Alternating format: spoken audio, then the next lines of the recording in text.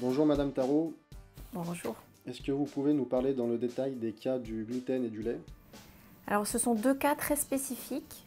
On rencontre de plus en plus d'intolérance chez les personnes adultes comme chez les enfants au gluten et au lait, surtout le lait de vache, mais parfois aussi le lait de brebis et le lait de chèvre.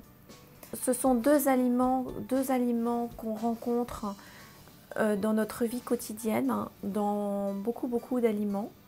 Et quand on est intolérant, on se retrouve devant un vide, une peur. Qu'est-ce que je vais manger? Qu'est-ce qui va m'apporter du calcium? Qu'est-ce que je vais manger au petit déjeuner? Comment faire? En fait, il faut vraiment dédramatiser ces intolérances. Effectivement, elles sont embêtantes parce qu'elles nous privent d'aliments qu'on a l'habitude de manger depuis qu'on est tout petit. Mais il faut dédramatiser parce que le lait animal, on peut le remplacer par une multitude de laits végétaux.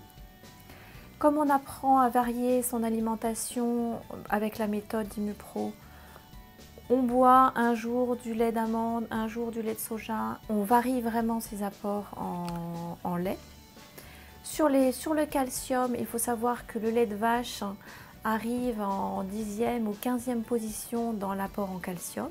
Donc on a énormément d'aliments qui apportent beaucoup plus de calcium à l'organisme et qui apportent du calcium bien plus assimilable, tels par exemple les algues, la graine de sésame, les sardines, le cresson, les amandes, etc. Sur le gluten, il existe une multitude de farines sans gluten qui sont beaucoup plus nombreuses que les farines à gluten. Il est bien plus préférable pour un sportif de manger de la céréale non raffinée type du riz, du quinoa, du sarrasin que des farines à gluten.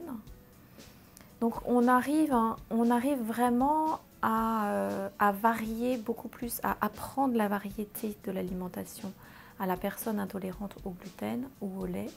Et les résultats sont vraiment spectaculaires, hein, notamment dans des pathologies, on peut dire, un peu lourdes, des types de fibromyalgie ou des choses comme ça. Des sportifs qui sont atteints de fatigue chronique, qui arrêtent le gluten et qui acquièrent beaucoup plus de vitalité, les performances sont vraiment accrues, les récupérations est beaucoup plus rapide. Donc vraiment, on a de très bons résultats avec cette méthode. Quelles sont vos recommandations une fois la réception du résultat du test?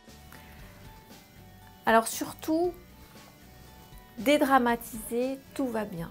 Vous êtes intolérante? Oui, vous êtes intolérante. Mais vous ne serez pas intolérante à vie, sauf pour certains aliments, dont le gluten dont je parlais, si vous êtes intolérante de niveau 4.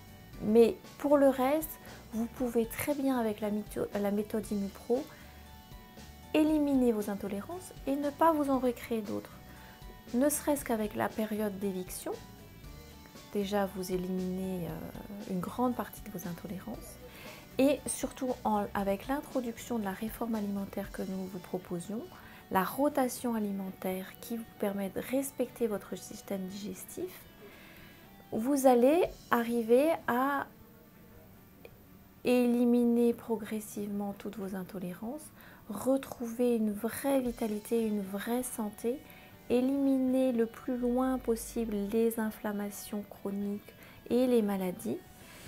Et surtout, vous allez apprendre à respecter votre corps, à vous connaître, à vous écouter. Et c'est vraiment très important dans votre vie quotidienne et dans la santé. Auriez-vous un cas récent qui vous revient à l'esprit? Oui, alors j'ai un cas que j'aime beaucoup, qui est le cas d'une personne de 82 ans, une femme atteinte de fibromyalgie détectée depuis 12 ans, qui suit un régime assez strict depuis 12 ans, mais qui voulait encore améliorer son état de santé. Donc qui a passé les tests Immupro, qui ont détecté de nouvelles intolérances. Cette personne m'appelle à peu près une fois par semaine pour que je l'aide à préparer ses menus de la semaine pour elle et son mari qui n'est pas malade. Donc je l'aide vraiment à faire ses menus, à respecter ses goûts.